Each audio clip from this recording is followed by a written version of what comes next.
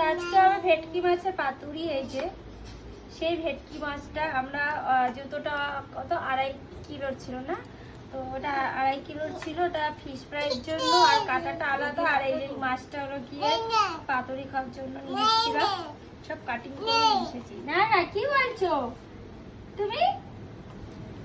হ্যাঁ এই চলো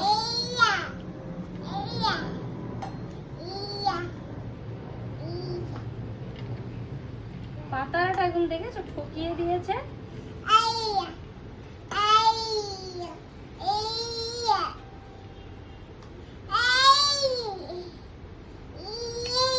আর দেবো লেবু পাতা, এই দেখো গাছ থেকে লেবু পাতা নিয়ে এসেছি। ও একটা করে দেবো মা।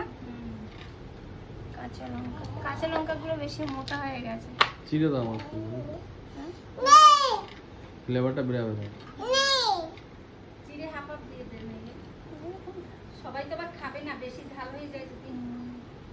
চিড়ে দিলে ঝাল হবে।